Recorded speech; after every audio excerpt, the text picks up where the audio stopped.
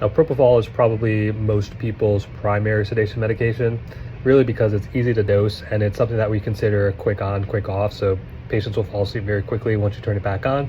And typically, if the dose hasn't been that high and it hasn't been going for too long, patients tend to wake up relatively quickly. Now, Precedex is a medication that mimics normal brain activity when someone's asleep. Now, some of the benefits of using Precedex as opposed to propofol is as you lighten up the sedation on Precedex, patients still may be able to be comfortable with the breathing tube in, but be able to communicate with visual analgesia scales to sort of point out if they're having pain. And that can be helpful for patients or for nurses to titrate pain medications for that patient. Now, when you're working in a surgical ICU, one of the other additional medications that you want to add on to your sedation is some sort of analgesic.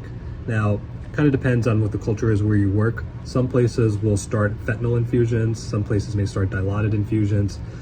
One of the downsides of this is there's a context-sensitive half-life, so the longer somebody has been on fentanyl for, the longer it's going to take for that medication to get cleared from their system. And that's just because it's very lipid soluble, so the stores will start to accumulate in the patient's fat, and it'll take a while for those stores to get cleared out.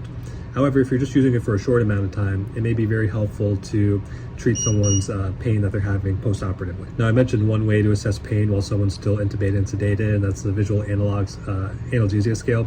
However, the other way you can assess pain is through their respiratory rate.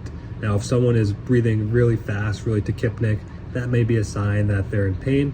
Could be a sign that they're anxiety, but if you sort of put the whole clinical picture together in terms of what surgery they just had, or if they have a good reason to be in pain, a respiratory rate is a really good way to assess someone's pain level and if it's being adequately controlled. Now, hemodynamics aren't always reliable in terms of tachycardia and hypertension.